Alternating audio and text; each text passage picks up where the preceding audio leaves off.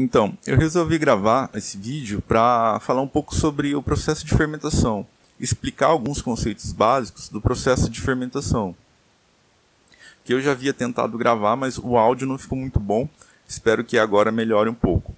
Então, o processo de fermentação, ele é chamado de processo, e não unicamente de fermentação, porque ele consiste de várias etapas. Em geral, a gente tem essa representação, onde você tem matéria-prima ou substrato entrando na etapa de fermentação e saindo na forma de produtos. Isso é muito genérico, é muito amplo. Esse substrato aqui pode ser muito diverso. E, ao mesmo tempo, muitos autores falam no meio e não no substrato, por exemplo. Vamos pensar no caso do kefir, ou mesmo uma fermentação de cachaça. A fermentação de cachaça ilustra bem, porque a fermentação de cachaça, o substrato é a sacarose, que ela está presente no caldo de cana. Eu estou dando aqui um exemplo da sacarose, só que o meio... O substrato é a sacarose, entretanto, o meio de cultivo ou meio de fermentação é o caldo de cana. Então eu vou colocar aqui caldo de cana. Esse é o meio, né? Então note, no meio tá outros nutrientes que você precisa. Ao mesmo tempo, na fermentação, você tem o que a gente chama aqui, né, você tem os micro-organismos. Eu vou colocar MO, né, micro-organismos, que é o inóculo. Muitas vezes aqui, antes de começar a fermentação, ou o seu micro-organismo já está aqui dentro, né, já está aqui dentro do fermentador, ou senão você vai ter que colocá-lo. E essa etapa de colocar é o inóculo.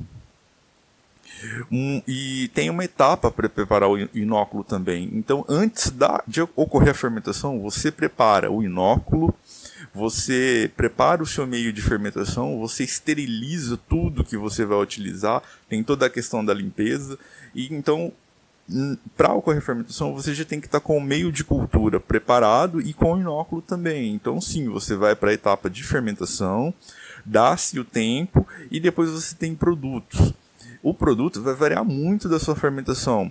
Seguindo aqui o exemplo da fermentação de cachaça, onde eu pego o caldo de cana, que é o meu meio, o substrato é a sacarose. Durante a fermentação, a levedura ou fermento vai consumir esse substrato, o produto principal vai ser etanol, porque o interesse é produzir uma bebida alcoólica. Entretanto, você pode ter outros produtos. Se a gente pensar em probiótico, o produto principal não é etanol, nem ácido. O produto principal que a gente quer é células, porque as células dos micro-organismos são os agentes que vão ter efeito probiótico no nosso organismo. Então, você pode ter vários produtos. E aqui, por exemplo, eu vou colocar aqui ácidos, biomassa, células normalmente associa-se biomassa a células, mas você pode ter outros produtos da sua fermentação. E esse resultado, né, esse fermentado, eu vou até puxar uma seta aqui, normalmente chama-se de vinho, porque ele foi acabado de fermentar. Então, no caso da cachaça, esse vinho pode ir para uma destilação, ou, por exemplo, em cerveja, ele já vai para a fase de acabamento. Se a gente pensar em probióticos, ele já vai ser para consumo, porque o que a gente quer? A gente quer que as células dos micro-organismos estejam vivas, né? Então, vou pegar dois exemplos aqui, os exemplos bem comuns, né? O kefir e o kombucha, que são dois micro-organismos probióticos de cultivo caseiro. Se eu estiver escrevendo alguma coisa errada, por favor, não reparem, porque eu estou pensando, escrevendo e gravando. Então, vou citar o exemplo desses dois. Vamos pegar o kefir. O substrato do kefir é a sacarose. Entretanto, o meio tem que ter alguns nutrientes para o micro-organismo se desenvolver. Normalmente, os grãozinhos de kefir você coa e na hora que você já coloca no líquido, já é o inóculo. O kombucha é a mesma coisa, o Scooby, né, a bolacha do kombucha, já é o seu inóculo. Você prepara o chá e adoça um pouquinho. No chá tem os nutrientes, as moléculas que o kombucha os micro-organismos vão aproveitar, e ao mesmo tempo tem um pouco de açúcar, que vai ser fonte de carbono para os micro-organismos. o kefir exclusivamente, a principal fonte de carbono dele é sacarose, mas ao mesmo tempo ele se aproveita de glicose e frutose. E açúcares, por exemplo, maltose. Muito provavelmente ele deve consumir maltose ou maltotriose. Enfim. E o meio, no caso o meio de cultivo, né, o meio de fermentação, para o kefir é água com açúcar mascavo ou água com rapadura. E para o kombucha, o meio de cultivo vai ser o chá.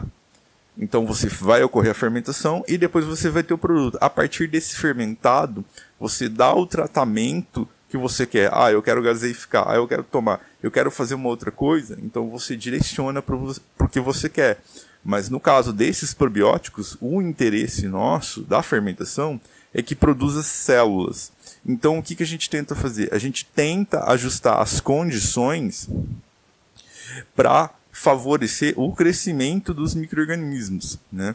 E uma etapa muito importante é o preparo do inóculo. Por exemplo, se o seu kefir está fraco, eu vou dar o exemplo aqui do kefir, que é onde eu conheço mais. Se o seu kefir está fraco, o seu inóculo vai ter um pouco de dificuldade na etapa de fermentação.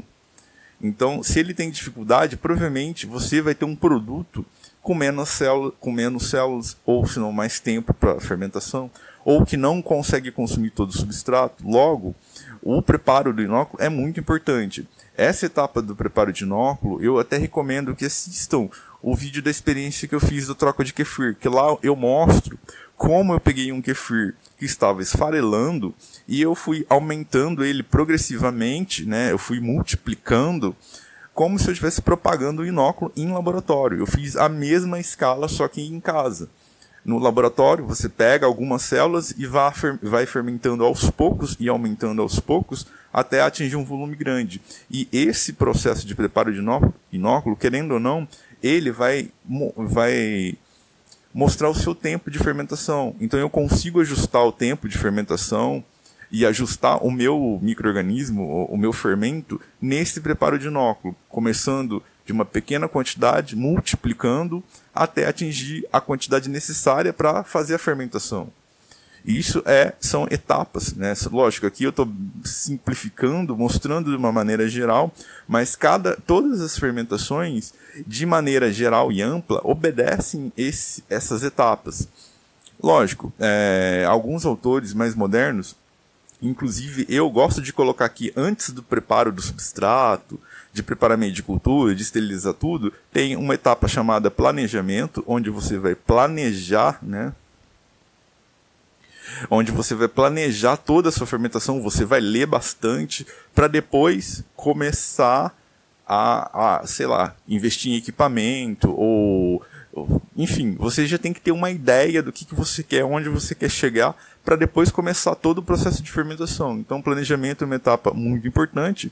E depois aqui também tem uma etapa interessante, que é uma etapa que a gente fala que é o gerenciamento, né, do efluente, que sempre gera algum efluente, ou gera algum resíduo, ou alguma coisa que não quer. Vou escrever aqui gerenciamento. É uma etapa posterior, né? Você tem o seu produto, mas ao mesmo tempo você vai fazer, por exemplo, o fermentador está sujo. Nesse gerenciamento eu posso cuidar de aspectos como limpeza, né? Eu posso fazer outras etapas para poder garantir que eu consiga fazer uma nova fermentação e assim fechar um ciclo, né? Eu vou colocar aqui resíduos também, né? Resíduos. Então, de maneira sucinta, isso é um processo de fermentação. São várias etapas para você chegar num produto. Eu tentei explorar alguns conceitos básicos. Qualquer dúvida a gente tenta discutir, a gente tenta conversar, que pensar nesse processo como um todo é sempre muito interessante. E ele pode ser aplicado a qualquer fermentado, desde uma conserva, cachaça, cerveja, o kefir, qualquer fermentado, até mesmo aquele silagem que prepara para gado, o processo é o mesmo, muda-se as características, mas de maneira geral é o mesmo, e eu gostaria de deixar esse conhecimento e ao mesmo tempo discutir esse conhecimento, passar para todo mundo, ter uma noção um pouco mais científica do processo.